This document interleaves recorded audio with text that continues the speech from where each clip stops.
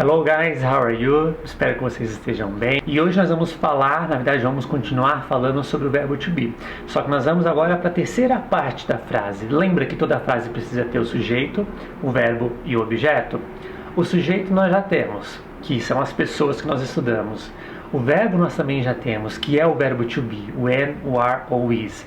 E agora nós vamos para a terceira parte, que neste caso, hoje, nós vamos falar de presente contínuos, ou seja, o gerúndio. Sabe em português quando a gente fala ando, endo, indo, andando, comendo, dormindo? Então, em inglês é muito mais fácil, porque a gente tem uma regra de basicamente pegar sempre o verbo, tirando aquele to que a gente já viu que a gente não vai precisar do infinitivo, e ao invés de mudarmos como a gente muda no português, o ando, endo, indo, a gente simplesmente acrescenta o ing, transformando o verbo então no gerúndio. Então vamos, por exemplo, pegar o verbo work.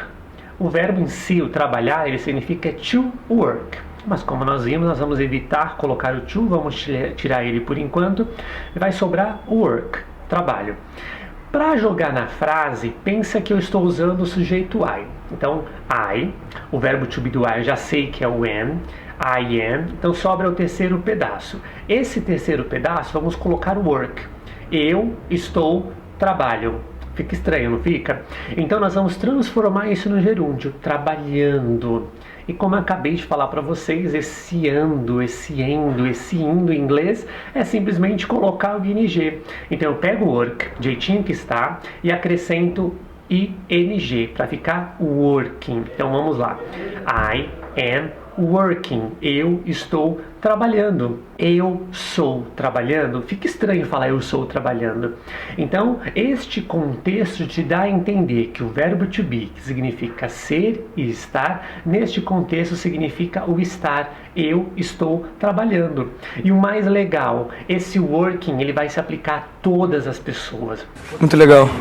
Não tem aquela mudança que nós tivemos, por exemplo, no verbo to be, de ser am para I, o are para outros, o is para outros. Não, nesse caso é working para todo mundo. Então, I am working, you are working, he, she, it is working, we, you, they are working. Vamos pegar outro exemplo agora. Vamos pegar, por exemplo, o andar, to walk. Tu tira esse to fora, deixa só o walk, e tu vai acrescentar o ing. Então, o walk, que significa andar, vai ficar andando quando eu jogo o ing. Então, vamos pegar, por exemplo, o she, ela. She, sabemos então que o verbo to be do she é o is. She is walking. She's walking. Tu não precisa pronunciar esse G. É como se esse G não existisse. Ele existe apenas na escrita, tá? Então, she is walking. You are walking. They are walking. Então, viu como é simples? Tu simplesmente pega qualquer verbo, coloca o ing e pronto, tu já transformou isso no gerúndio. Mas, como sempre, há exceções. Vamos pegar, por exemplo, o verbo dance. Que o verbo dance, ele termina com um E. Maioria, basicamente, quase todos os verbos do inglês, quando ele termina com um E, a gente não pronuncia esse E no final da frase. E na hora de colocar esse verbo no ing, nós vamos seguir mais ou menos a mesma regra. A gente finge que ele não existe, então nós vamos arrancar ele fora. Então não vai ser dance, terminando com E, mais o ing. Não. Quando o verbo então terminar com um E, nesse exemplo do dance, nós vamos arrancar esse E fora e vamos acrescentar o ing. Vai ficar dancing normalmente, só que na escrita não tem mais o E. Ele deixa de existir. E outra exceção também é quando o verbo seguir uma regrinha de ter, por exemplo, uma consoante, depois uma vogal e depois outra consoante. Quando seguir essa regrinha de o verbo ter o C, o V, C, consoante, vogal, consoante, nós vamos ter que repetir essa última consoante antes de colocar o ing. Por exemplo, o verbo run, o correr, o to run. Nós não vamos simplesmente colocar ali na frente do N o ing, não. Por exemplo, o R é consoante, o U é vogal e o N é consoante. Então nós temos uma vogal entre duas consoantes.